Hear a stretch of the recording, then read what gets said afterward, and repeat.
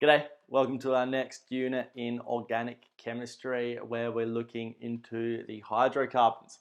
In particularly, we're starting with our first dive into the first homologous series. We're looking at the alkanes.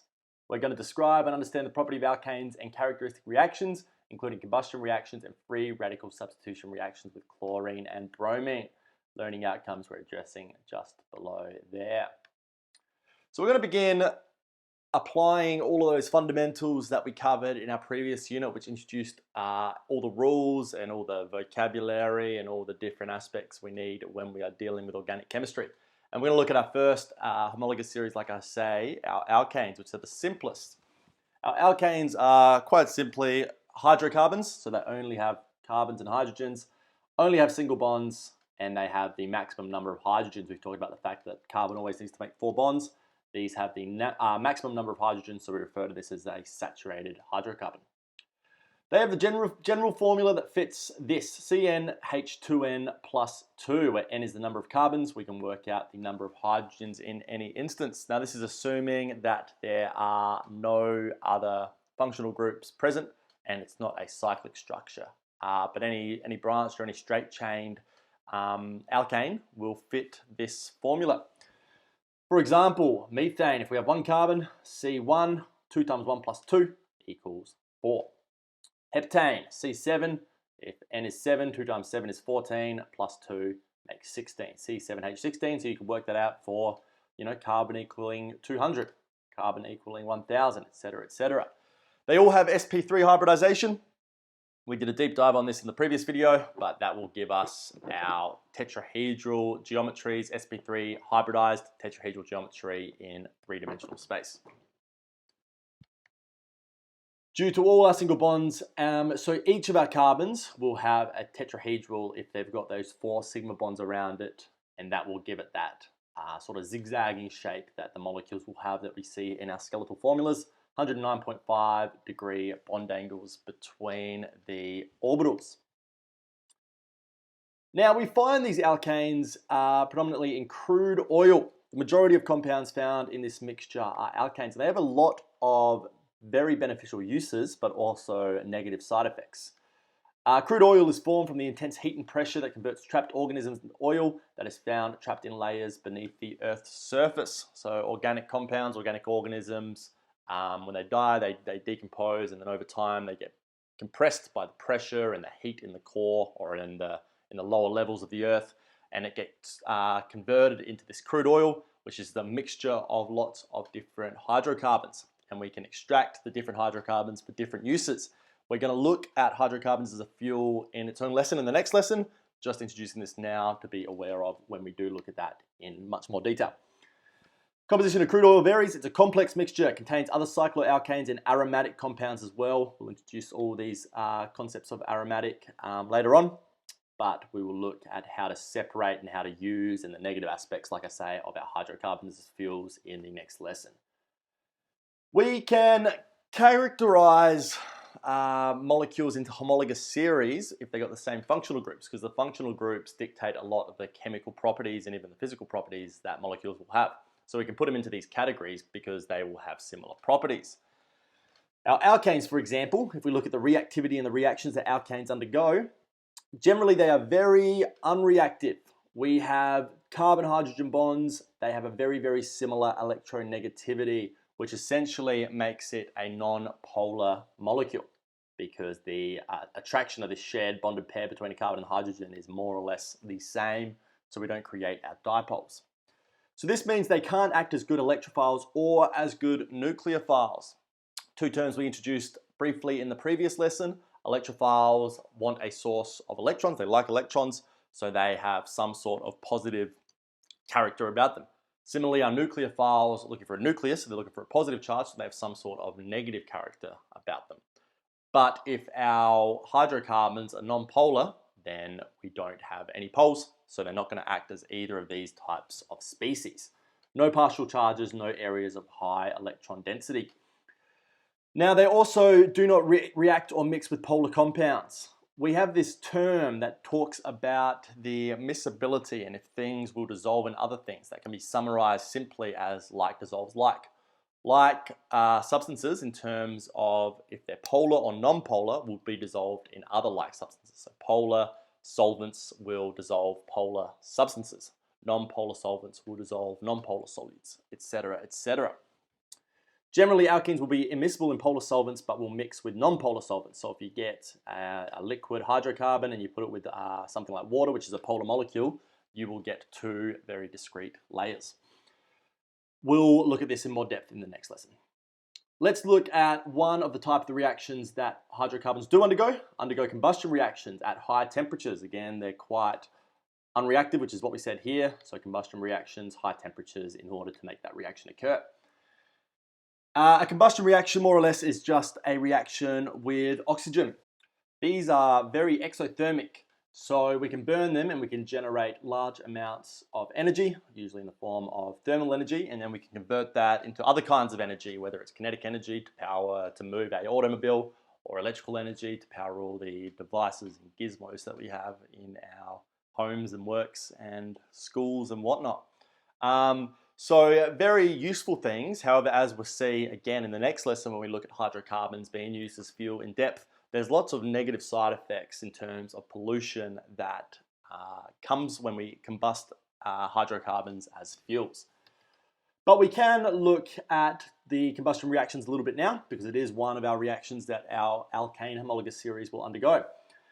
Here's a definition. Combustion is an exothermic reaction between a fuel, in this case our alkane, and oxygen as an oxidizing agent at high temperatures to form various products. We can categorize it into two types: complete combustion and incomplete combustion. Complete combustion occurs when there is sufficient oxygen to react with all the fuel, so we can completely combust all of the fuel with the oxygen. This will form carbon dioxide and water as products, and a general reaction would look like this. If we have our alkane as our fuel, our oxygen as our oxidizing agent, we have a very exothermic reaction. We generate large temperatures, but we form carbon dioxide and water as byproducts. Carbon dioxide you might recognize as a greenhouse gas. We'll look at the effects of that more in the next lesson. Very exothermic, that thermal energy can be transformed into other forms of energy for a myriad of uses. Here's a question. Octane. Octane is a hydrocarbon with 8 carbons. Oct meaning 8. It's an alkane with 8 carbons. Can be completely combusted in car engines. Write a balanced chemical equation showing this. So you can use both the general formula to determine what the octane formula will be. If N equals 8, what will H be? And you can use the general reaction that I have here. If we've got our octane and oxygen, carbon dioxide and water, you're given the products, write a balanced chemical equation to represent that combustion, and then check it now. It looks something like this. So to have it all balanced, 2 octanes, 25 oxygen, 16 carbon dioxide, and 18 waters. 2 times 8 is 16 carbons on that side. 2 times 18 is 36, 18 times 2, 36 hydrogens on both sides. 25 times 2, 50 oxygens, 16 times 2, 32, plus 18, all balanced with each atom. Now you can write these like this. A lot of the times we will, just want to be interested in the equation and the amount of energy getting off per mole of our fuel. So we can represent it by just having 1 mole of the octane, and that will make that 12.5 oxygens, 8 and 9 to halve all of that, like so. The other kind is incomplete combustion. So if complete combustion is where we've got a sufficient oxygen to react with all the fuel, incomplete we have an insufficient, a limited amount of oxygen to react with our alkane as a fuel. Not all of the hydrocarbon is oxidized to carbon dioxide, instead only partially to carbon monoxide and even just carbon, so that can look something like this. Alkane plus oxygen goes to carbon monoxide plus water, or alkane plus oxygen goes to just carbon and water. Carbon monoxide is a toxic, another pollutant similar to carbon dioxide. Both complete and incomplete combustion release pollutants as CO2, as a greenhouse gas, or highly toxic carbon monoxide. Like I keep saying, we'll look at that in more depth in the next lesson. Now carbon, if you have incomplete combustion, you'll often have a sort of yellowish flame that is characteristic of the carbon burning. So if you think about you having your Bunsen burner when you've got the air hole closed to have a safety flame, we got incomplete combustion, and that's why it has that really, quite stunning yellow flame. That's the carbon burning and giving that color off. We'll discuss the implications of these in more detail next lesson. Just at this moment, want to be familiar with complete combustion to form carbon dioxide, water, and incomplete combustion to form carbon monoxide and water, and even carbon and water if there is even less oxygen available. The other type of reaction that is something that we looked at very briefly in the previous lesson are substitution reactions with free radicals. Like I said right at the beginning, we can have a very unreactive alkane, but we looked at free radicals as these very, very reactive species. So the free radicals can cause the alkanes to react, whereas they would normally not do that. And we introduced a substitution reaction last time, which is just the replacement, the substituting of one atom or functional group with another. So they generally, alkanes won't undergo these types of reactions, but with free radicals, they will undergo it because the free radicals are so reactive. Now, free radical is an example of homolytic fission, where we break the covalent bond and each atom takes one electron, different to heterolytic fission, where we form one atom with both the electron pairs. Homolytic, they get one each. Consider the halogenation, so the substituting of a halogen onto our alkane. The bromination of methane, so using bromine, looks something like this. We have our methane, we react with the bromine, we substitute one of the hydrogens with the bromine, we got a substitution reaction, and then the other bromine teams up with the hydrogen that has come off to make the hydrogen bromide. Occurs in 3 steps due to the unreactivity of alkanes. The first is what's called the initiation step. This is where we've got to form the initial radical. Homolytic fission of the covalent bond, high energy of the bond generally requires UV or heat, UV light or heat. So we've got a covalent bond that we need to break with some sort of energy, and we form the 2 bromine radicals. We'll look at the mechanism in just a second. We'll just go through the 3 steps first of all. Then we form the propagation step. The free radicals have a highly reactive nature. They attack other molecules, causing other free radicals to form in a chain reaction. So free radicals don't like being free radicals. They'll look at anything to make them not a free radical, and in turn they can cause something else to be a free radical. So this bromine free radical can pluck one of these hydrogens off and in turn make a carbon hydrocarbon free radical. Now, there's not much specificity here, so it's just a big chain reaction where the free radicals will find something, make that a free radical, that'll make something else a free radical. So we don't always just get mono-substituted halogenation, we can get di- or tri-substituted halogenation as well, polysubstituted halogenation. But eventually, the steps will terminate when 2 free radicals react together to form a molecule, which is nice and stable, and it will end the reaction such as this. So if we have a nice simple monobrominated methyl, then we'll have the bromomethane. But we could get two methane radicals that terminate and form an ethane molecule. So again, we can get a mixture of products in this kind of reaction. Let's look at some mechanisms with our curly arrows. Our first step is our initiation. So we have the chlorine. Oh, we're doing a different example here. We're doing the chlorination of ethane this time. So we've got to form the chlorine radicals by the homolytic fission of the bonds, half arrows to show that it's just one electron, and that forms our 2 chlorine free radicals. That's the initiation. This requires a catalyst to break that bond. Then we have the propagation, the chain reaction that occurs and forms a whole bunch of different free radicals. So there's a few ways that this could happen. We could have something like this, where let's say we've got the methane, which we want to make the chloromethane, and then this comes into contact with one of the chlorine radicals. What could happen is that this could form a bond like that between the H and the Cl, and then it could cause the free radical on the carbon, and we would end up with something like this. We form a different kind of free radical. This would then form another free radical with another species, so on and so forth, until 2 free radicals would team up. So that's one example of a propagation step, but like I said, there's little specificity here, so this could then, form another chlorine radical there. This chlorine radical could then form a radical on one that's already substituted, etc., etc. It's just a long chain reaction of free radical formation.